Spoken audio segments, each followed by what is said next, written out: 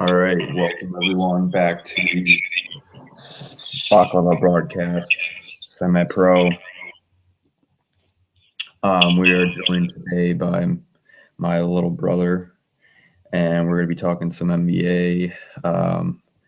First of all, we'll talk about the All-Star starters and rosters that were announced with the game coming up in 2 weeks, and then we'll kind of transition into trade deadline talk as well with that kind of following the All-Star game, and then get into some Cavs news too with the recent firing of David Blatt and things. So just to kick it off, we'll kind of go through the All-Star rosters and our impressions and who we thought kind of maybe some snubs and things like that. So if you wanted to give like your kind of impressions or a few snubs, go ahead. I think the main snubs really are the most commonly talked about right now. There's Dame Lillard, which I mean, looking at his offensive numbers, you can clearly justify probably maybe getting a look at least. But once again, to replace somebody, he'd have. I mean, I don't know who you're going to take off this roster really. Uh, Maybe Clay Thompson he's comparable with, but still, it's kind of a stretch, especially with Dame Lillard's defense not quite the greatest. I think an All Star kind of has to be a little bit more well rounded, I guess. But my other two snubs were also in the West, actually. DeAndre Jordan and Dirk were my two other major snubs. I thought Dirk's putting up better numbers than Aldridge and has an overall better season than Aldridge has going. So I probably would have replaced him there. And same with Jordan. I think Jordan could have replaced Aldridge. Of course, Aldridge is at the forward spot. So I think maybe he would have to switch in with Anthony Davis and put Anthony Davis at like the forward spot and DeAndre at the center forward probably. What were your snubs? Yeah, I would agree with that. I mean, just running through the East, like I my starters would be Lowry and Butler at the guard spots, and then LeBron and Paul George. I think those four are pretty cut clear starters. Like Dwayne, I don't know if Dwayne Wade. I mean, he's No. played pretty well for his age and everything, but I'm not even sure if he's deserving of being in the All-Star game. I would give the nod definitely over Bosch over Wade so far this year, and then like the other forward center spot in the starters, I would give to Andre Drummond for what he's done with the Pistons, and they're kind of sitting and at a playoff spot right now, and he's like 17 and 15, which is pretty good. Yeah. Um, and then like we're looking at the reserves, I would definitely put DeRozan in there and Wall as the other guards. And then like Melo has been fine. He's missed a little time, but I think the Knicks are playing pretty well this year. And like Isaiah Thomas, I would put in there as well, just because he's like the only reason the Celtics generate offense, basically. So, and then you got like Al Horford and Millsap. I think both of those guys have done pretty well too. So, snubs in the East, I wouldn't say there was many. Um, and then like Hassan Whiteside is pretty good, and then like you could consider like Pau Gasol maybe a snub. Yeah, that's another one. Pau Gasol is possibly he's having like a really similar season that he had last year, but just slightly better. And yeah, you could consider him a snub if you're gonna consider anyone a snub, really. Yeah, and then like a guy like Kemba Walker is kind of border all star. I feel too, just with Yeah, like injuries they've had with Batum and Al Jefferson being out. He's kind of single handedly carried their offense. I think too. Um, especially in that last stretch of games, he really yeah, turned it up and carried them. lately these last few weeks he's kind of tore it up with that 52-point game he had about a week ago. So generally in the East, I think there's not too much room for debate as to who made it. And then in the West, I mean, I think your starting lineup's pretty easy with Curry, Westbrook, Durant, Kawhi, and Draymond. Like So, I mean, with Kobe getting kind of the pity spot there as a starter and even in the All-Star game itself, it kind of takes away from, one guy's spot, which, yeah, I would probably put DeAndre Jordan as like kind of like Kobe should be replaced with basically. And then like the other reserves, I would obviously put in Cousins and then like Paul and Harden and probably Dirk too, because like Dallas, no one really thought was going to be that great this year. I thought they would regress a lot, and like he's still playing like in his like 17th year as a real All Star. And this will be like the first time since 1997 that the All Star game hasn't had him or Duncan in it, which is kind of hard to believe. But so yeah, I mean, there's not too many snubs it seems with this year. Yeah, and what you also think about is kind of crazy is he hasn't said it, but this might be Duncan's last season, and it's just crazy how like Kobe gets the legend spot, I guess, but Duncan and Dirk, just because they didn't announce that this could be their last season, they don't get that spot. Whereas I mean, would they have maybe if they were announcing this was their last year? I don't know. Yeah, and I mean, if you look at all the advanced statistics too, like Kobe's obviously his shooting is terrible. Like he's the worst shooter, 3-point shooter in the league percentage wise, like among a minimum number of attempts. And then you look at like someone like Duncan, and you look at his like defensive real plus minus, and he's like number one, and he was last year too. Like that's still incredible that he's like able to impact the game so much on the defensive end, and then he's always a double double guy. So yeah, if I was going to give like a legacy spot to anyone, yeah, I would definitely agree with you that it should have gone to Duncan rather than Kobe. I mean, this is this kind of last send off, and I understand all of like the fans want to kind of see his last go round, but I mean, if you're just purely looking at performance, then Duncan definitely receives it. Should receive it over him. Um, so that with the All Star, I think that's a pretty good summary of kind of what we feel with that. Um, I guess moving on to talk a little bit more about the NBA trade deadline. So if you have a few suggestions of trades that you think could go down, uh, go ahead. Yeah, so it's always fun to play around with the NBA trade machine and see how the numbers work and kind of dream of, fantasy scenarios for certain teams. But in particular, I looked at Blake Griffin because there have been some rumors that they'd be willing to move him for the right price. So I kind of went in and looked for 9 spots or so that I think not necessarily ideal for both teams, but it could work, and you could make a case, that each team is getting something in return.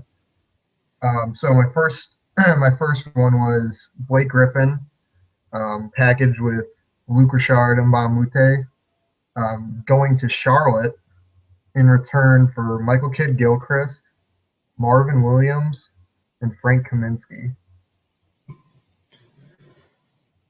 Now it's kind of interesting because it doesn't seem like a lot. Michael Kidd Gilchrist, Marvin Williams, and Frank Kaminsky. Like, what is that at the end of the day? Yeah, On paper, it doesn't seem like much, but Clippers in return, you're getting a 3 guard who could start right away and cover a stretch 4-ish, and then a yeah, 5 with some potential to grow with Kaminsky. I mean, he's been playing pretty decently in his rookie season, actually.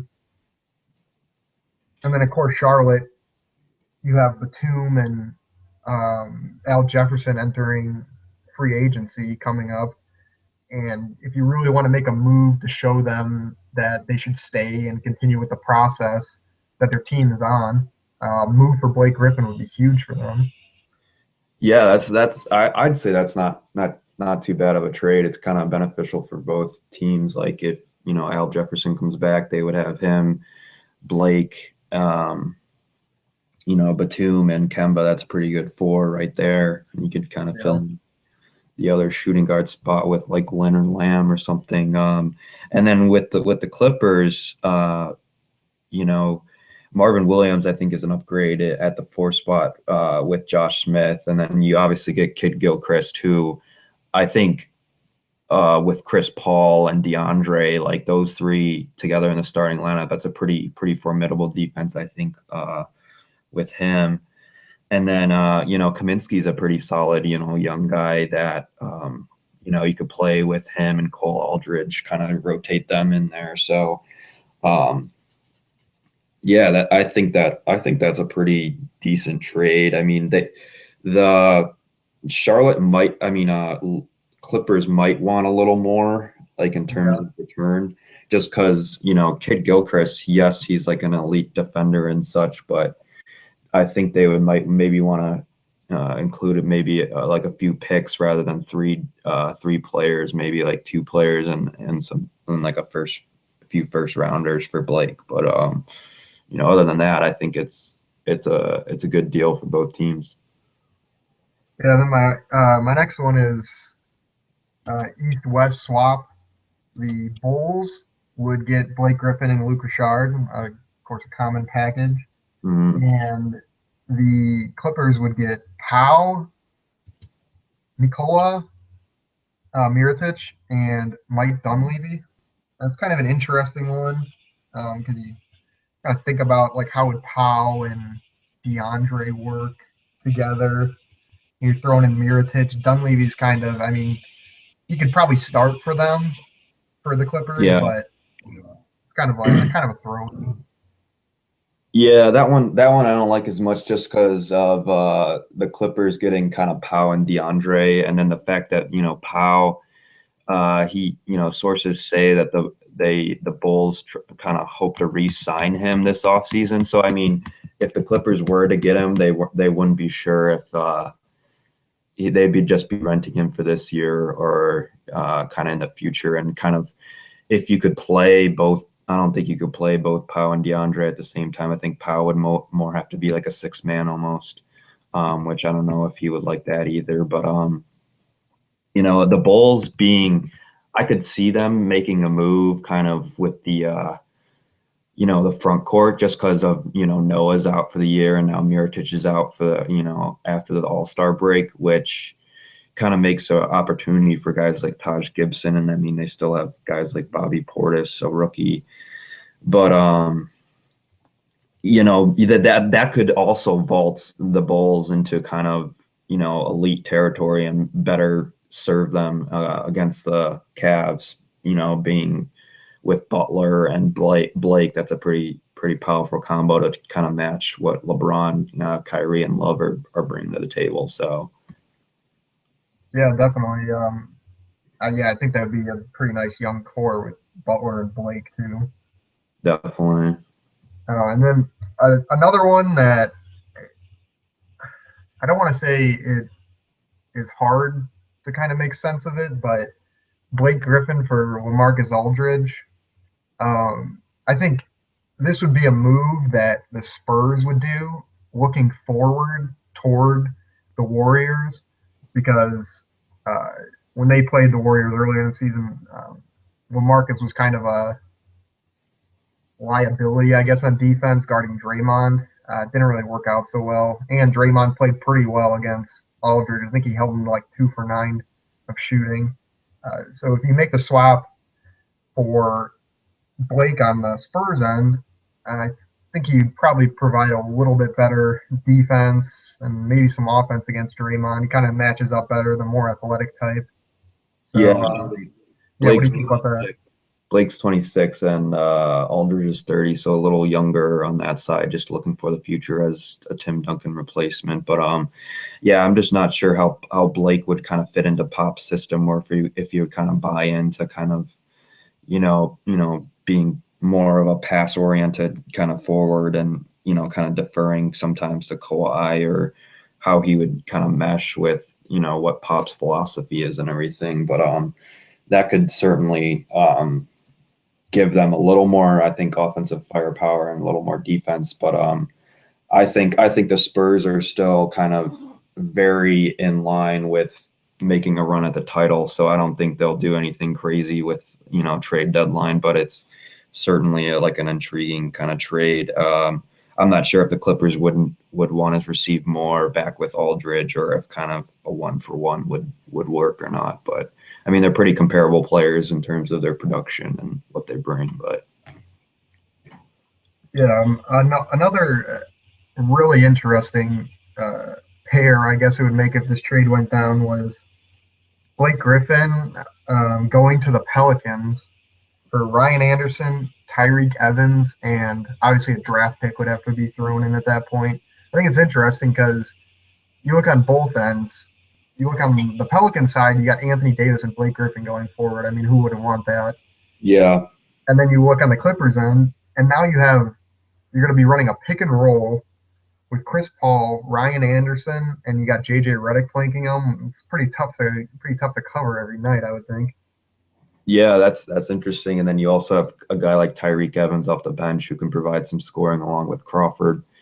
So yeah, I think that would be interesting. I think the Clippers need someone that kind of could stretch the floor with their bigs. You have like a guy like um, Ryan Anderson, who's been playing really well of late, and he's kind of been the hot name in terms of the trade deadline rumors and everything, of a bigger name that could be moved, and a guy who is on I think an expiring contract. So the team that's kind of looking to trade for him, it's kind of uncertain of, yeah, you're going to get him for this year. You might be running him for this year, but also you'll probably have to pay him a lot of money going forward and kind of a max deal.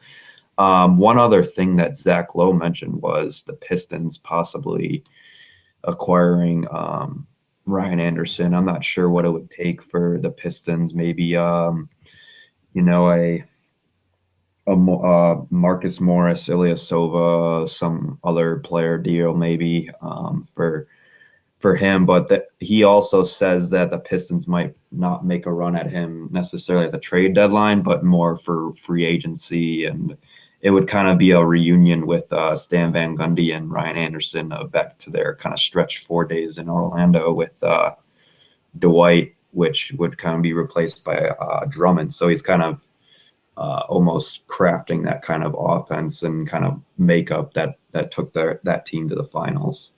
So that's definitely interesting. Ryan Anderson on the trade block. Yeah, I'll skip to the last one, which I think Mhm. is probably the most intriguing one of them all because it's I could see it definitely happening is Blake Griffin for Carmelo Anthony. Now, a side note on Carmelo and Chris Paul, they actually share the same agent. So it's kind of Leon, interesting. It's kind of yep, interesting to know.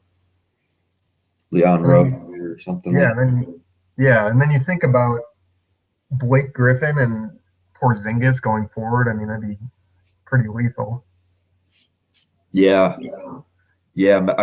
I mean Melo has played a lot better this year, and the Knicks are certainly making a run at the playoffs and everything. But I think Phil Jackson is always willing to kind of roll the dice and kind of change things up. And I know Melo's kind of expressed some frustration with the organization in the past and everything. And so yeah, that's definitely an intriguing one for sure as well. A few other guys that I guess are on the trade block per se, and most of these teams are not sellers this year. Everyone's trying to kind of be buyers and kind of look for a guy that could propel their team to the playoffs, or kind of propel their team to a top three seed or so. But the Kings have expressed that I think they're indeed willing to trade Rudy Gay, which I mean he could be a starter on a playoff team easily. I think he's been pretty solid for the Kings since he got moved there. And then you have guys like Eric Gordon, who he's always injured, but I mean he's a decent two guard. And then with the Hawks, and they're kind of giving the keys of the car to Dennis Schroeder, I think, and kind of shopping around and seeing what they can get for Jeff Teague. So there's certainly like 3 or 4 different kind of mid-level guys that are available. So it'll be interesting to see kind of who's in the market to get those guys. Yeah, then of course, and for the Suns, there's always the Markeith Morris option. But once again, if everyone's buying and no one's selling, the price might be way too high. Right, right. Yeah, the Suns really screwed up with the whole Morris stuff with I mean, because they originally offered both him and his brother like a package deal with just giving them like $50 million and splitting it between them, but then they decided to trade Marcus. And so now Markeith is all upset and everything. So I mean, he's looking good to get dealt too. So I mean, they're going to end up probably losing both of them.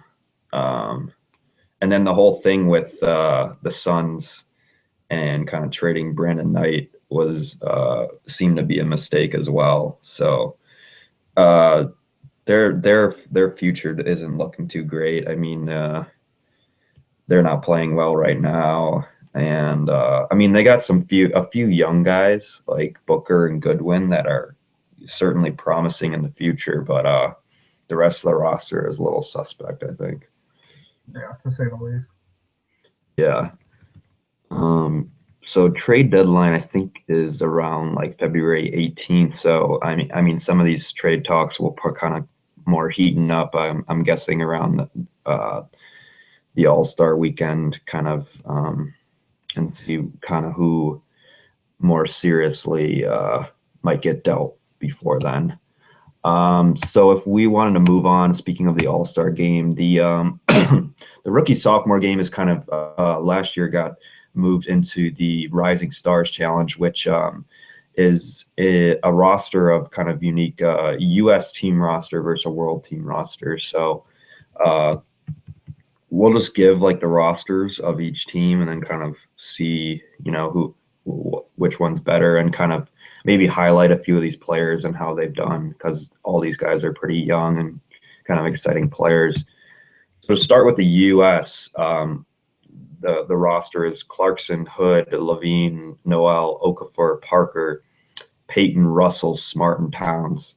It's a pretty solid group there. I think there's not really a weak link in those 10 guys. And then the world roster is Bogdanovic, Capella, Hazonia, Jokic, Mirotic, Moutier, Neto, Porzingis, Powell, and Wiggins. So do you have any like initial thoughts on that, or some thoughts on maybe a few of these young guys and how they've done this year?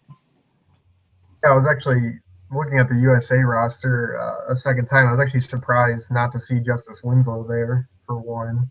Um, I thought he's been playing pretty well. Probably could warrant a spot on that roster, but USA roster seems pretty solid up and down. There's not really too many surprises, I guess. This year, obviously, I've been surprised by how good Rodney Hood's been. He's been incredible for the Jazz as of late. Levine's really come on too as well. I think they'll be two really good players going forward. But then comparing it to the world team, I mean, the world team seems a little top heavy to me with Porzingis, Wiggins, and I guess you could throw Moutier in there. Um, Bogdanovic, Hazonia, is not really having the greatest years, I guess. And Neto, I mean, Dwight Powell, even Yeah. seems a little lacking in that lower part of the roster. Whereas you look at the USA team, I mean, yeah, up and down, it's pretty solid all the way through. Yeah, I would agree. Yeah, I think the U.S. team from top to bottom, there's not really a weak link there. Whereas world team, you got some guys that are not really playing too much for their teams, and kind of end of the bench guys, but certainly a few intriguing guys. And kind of going off these young rosters here, let's just kind of briefly revisit the last 2015 draft and kind of evaluate just early on what of our impressions are. So, I mean, you did have Towns going one, which I would still take him number one. I think Minnesota had gets a great center for the future with Towns. He's been tearing it up. I think he's rookie of the year so far. Um, and then the Lakers taking Russell. I might have taken Porzingis. Um, you already have a guy like Clarkson that could serve as point guard. And if you have Porzingis and Randall going forward, I think that's a pretty good front court because Roy Herbert's just not going to cut it. Yeah, And then the Sixers taking Okafor. I'm kind of hesitant of them initially taking the center just because of Noel and possibly Embiid coming back. You're not sure if Embiid's going to come back or not, but I just feel uh, like a Justice Winslow is the best definitely, player over there. definitely. Like a 2 or 3 guard they need desperately. I mean, Covington's okay, and Ish Smith going forward. But if you get it like a 2 or 3 guard for the future to kind of couple with Noel and Embiid, then I think that should have been the move there. Um, and then like these borderline lottery picks here, 11, 12, 13. The Pacers went Miles Turner, who's actually turned into a pretty solid center, kind of filling in for some injured like guys like Jan Mahimi and things. He's taken full advantage of his opportunity with kind of increased minutes with that, and it's really turned Indiana with the return of Paul George. They're looking at a kind of 4 or 5 seed in the playoffs. I think they could be a dangerous team. I think. And then 12, the Jazz went Trey Lyles, who, again with injuries has been presented a pretty good opportunity with Favors out to show his potential.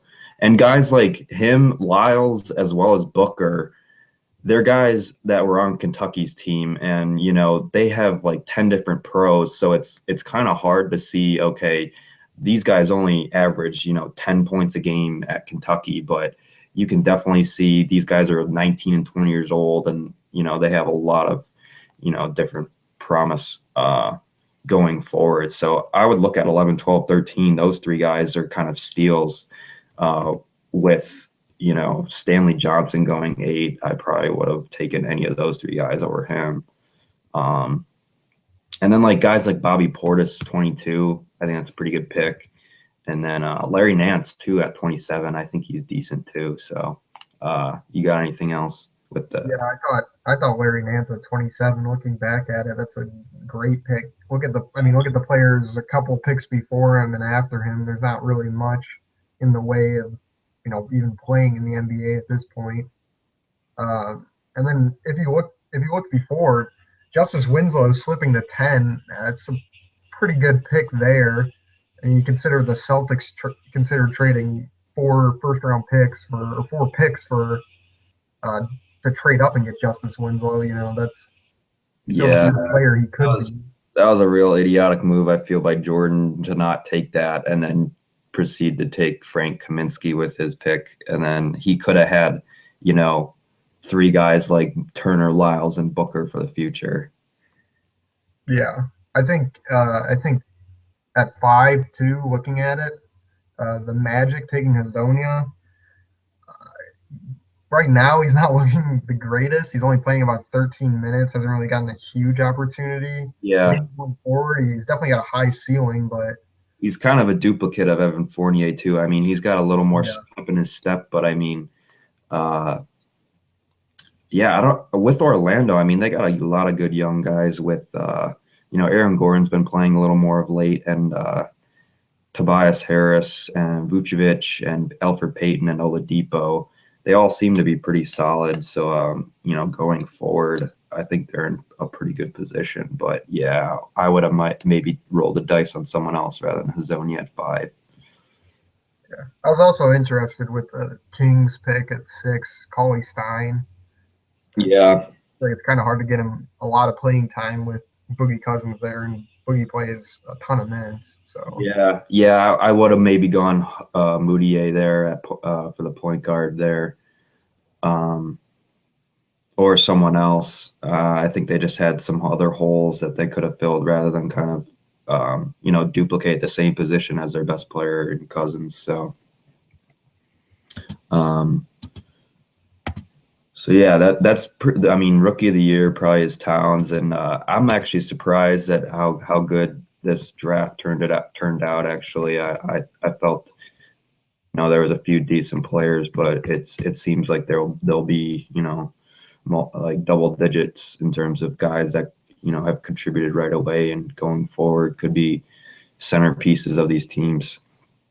Um, so now, if we want to just briefly kind of touch upon the standings of where everyone's at, and our Cavs with the firing of Blatt and Tyronn Lue, I think has done a pretty good job so far of kind of pushing the pace more and kind of ball movement better, things like that. They've won 4 in a row. They're 34-12 at the 1 seed right now. They would play the Detroit Pistons right now, who are actually a pretty good team. I would them or the Pacers. The Pacers are at the 7 seed, so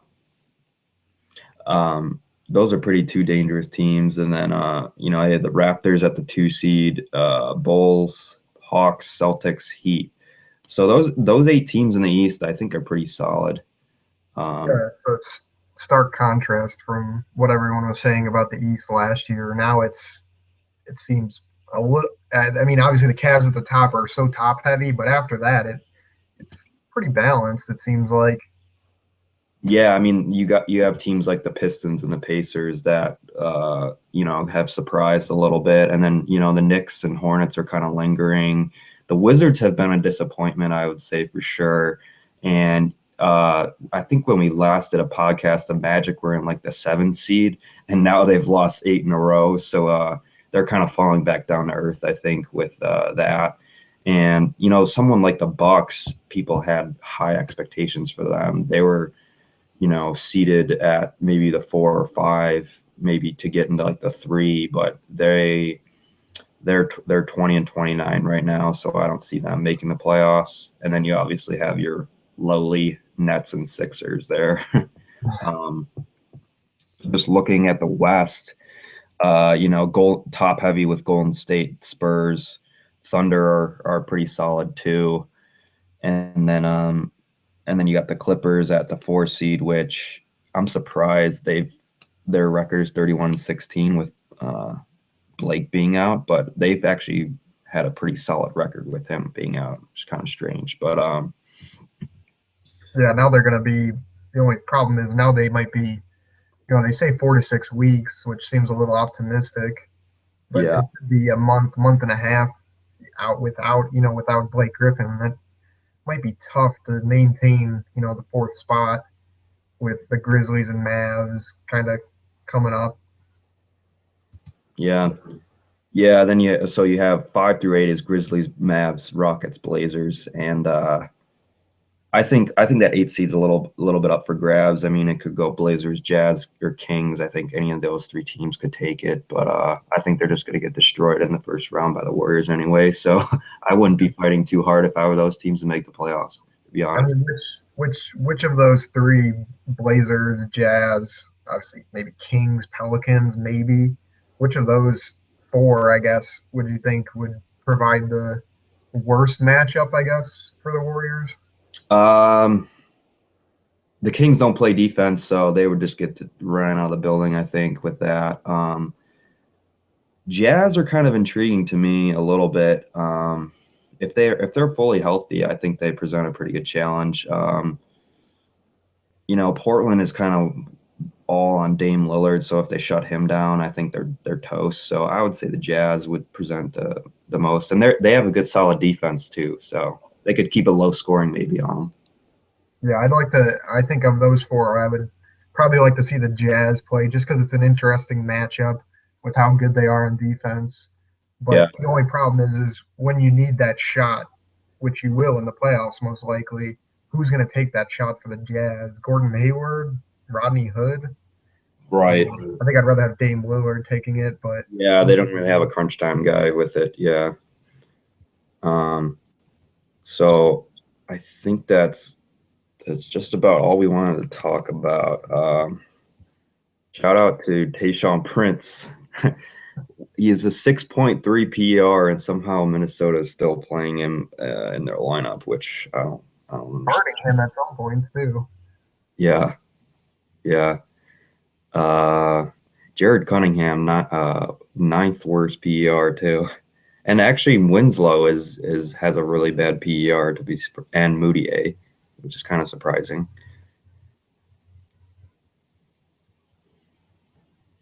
You got anything else?